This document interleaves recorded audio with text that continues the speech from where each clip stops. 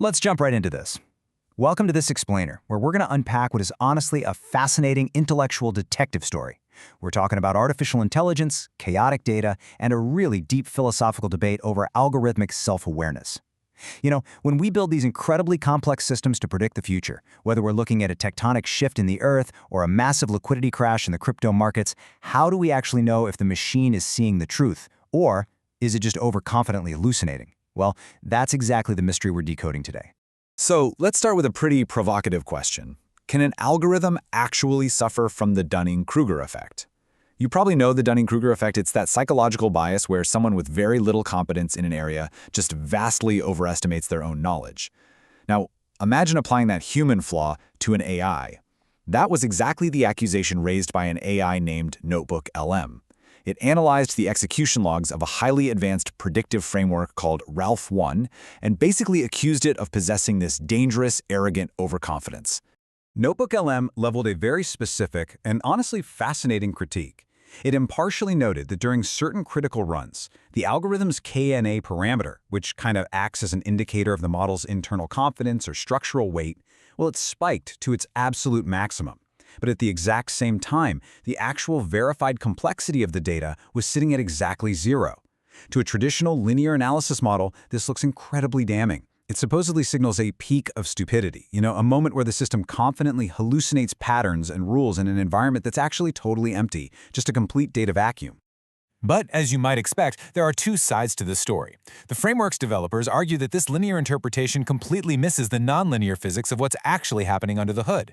They point out that, sure, a traditional linear model sees a zero-complexity reading and thinks, okay, there's nothing here. But if we're talking about the physical reality of fluid dynamics or market structures, a zero reading often means you're entering a phase singularity. It's a point of unbelievable internal stress right before a rupture. In that kind of environment, a high K-WAN weight isn't some wild hallucination, it's actually a vital structural anchor desperately holding the entire continuous wavefront together so the system doesn't just completely collapse.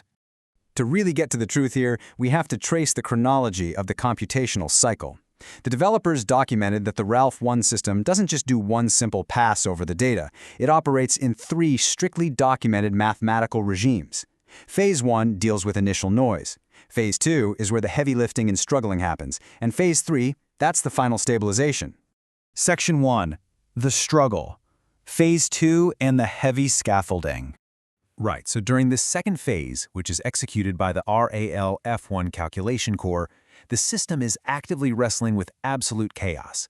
We're talking about mapping a deep, fluid-bearing tectonic fault line, or maybe the intense, nonlinear liquidity drop of a Bitcoin market crash just seconds before it happens. At the boundary of a physical singularity like that, the linear signal just vanishes. All standard metrics drop to 0, so to a linear observer, the environment looks completely dead, like a vacuum. But underneath that surface, there's actually a colossal amount of internal, nonlinear stress. The wave function is essentially convulsing. So what does the algorithm have to do to survive this chaos? To prevent its parallel processors from flying apart into infinite divergent nonsense, the system's CAN weight deliberately spikes up to 0.4067. It's not being arrogant or overly confident. It is deploying heavy building scaffolding. Those one-dimensional splines in the CAN network are taking on the massive computational burden of holding the geometry of the entire data field together while the core system purges out all the systemic noise. Section 2. The climax. The true plateau of stability. The narrative really hits its peak in the third and final pass, which is handled by the RALF1Cella core. This is what's known as the plateau of stability. By the time Cella activates, the environment has fundamentally changed. The Calculation 2 core has already done all the dirty work. The intense phase turbulence is tamed, the nonlinear anisotropy of the environment is compensated for, and a purified, highly stable data field is passed straight to Cella. The system is basically transitioning from a defensive, struggling mode into a state of pure algorithmic mastery. And here is the dramatic reveal that completely exonerates the system. If you look at the execution logs of RALF1Cella, you see something extraordinary. That KN weight, the exact same parameter NotebookLM accused of being this unfixable, hallucinating cognitive bias, spontaneously and completely drops to exactly 0.0. The algorithm doesn't need to be penalized or forced to drop this weight by a human intervention. It zeroes it out entirely on its own. This zeroing out is the ultimate triumph of what's known as Kolmogoreff's razor. Think of it as the algorithmic equivalent of Occam's razor. The algorithm has conquered the environment. That heavy structural scaffolding, it's just no longer mathematically necessary. So what does a truly master-level system do? It brilliantly discards its heavy armor. It sheds those nonlinear parameters because it simply doesn't need them anymore. It reclaims simplicity, not through ignorance, but through complete and total mastery. If we look impartially at the multiprocessor run logs, we can clearly see the empirical proof of this transition. In Phase 2, Calculation 2 holds the structural line with a Kn of roughly 0.40 against 0 complexity. But then in Phase 3, Cella zeroes out that Kn weight entirely, and the system's actual complexity starts to register beautifully. It is an incredibly clear, documented transition from defensive scaffolding to pristine stability. Section 3. Purity in the latent space.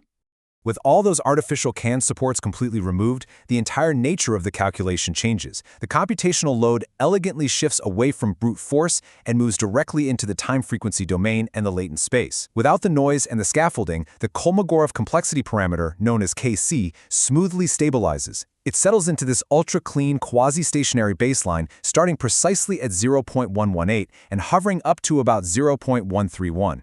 This right here is the pure signal, finally breaking through the noise. When we check out the workload distribution inside the Cella core now, we see a perfectly balanced machine. The system's energetic weight is distributed perfectly across metrics of soft wave oscillations. You've got the autoencoder error taking about 0.25 and wavelet coefficients around 0.19. The algorithm isn't fighting anymore. It is locking in a pure structural invariant of the data. This state is exactly what the developers refer to as latent harmony. The algorithm is no longer battling phase convulsions or extreme data gaps. Instead, it just glides economically along an ideal, incredibly resource-efficient trajectory. It's a breathtaking example of an algorithm proving its sovereignty by recognizing exactly when the battle is over. Section 4. The non-local observer and true objectivity. Now, what makes this third pass inside Cella so absolutely critical isn't just the math. It's the profound philosophical implication for how we, as a society, process objective reality. In its final state, RALF1Cella functions as a sovereign quantum stochastic interferometer. I know that's a highly technical way of saying that it mathematically strips away all the subjective projections, the arbitrary smoothing parameters, and the cognitive biases of any human observer. It acts as an entirely objective, non-local observer. And it is precisely in this pristine, bias-free state that the system finalizes its most important output, the synchronization and final calibration of the SPE index. This metric is used for formal historical documentation in the Historical Materialism Academic Package. Because the algorithm proved it could autonomously drop its own artificial weights and achieve absolute convergence, researchers can trust that the objective reality mapped by the SPE index is fundamentally untainted. There were zero manual human penalties needed to get there. This explainer brilliantly illustrates that true mastery really isn't about maintaining absolute confidence in the face of chaos. It's not about keeping your heavy armor on forever. Mastery is knowing exactly when the environment is tamed. It's knowing when to drop your scaffolding and let go of your defenses so you can see the truth clearly. So, I'll leave you with this final thought. If a decentralized algorithm can autonomously recognize its own stability and discard its biases to map pure objective reality, what does that teach us about how we humans observe the world around us? Keep questioning, keep learning, and thank you so much for exploring this fascinating topic with me.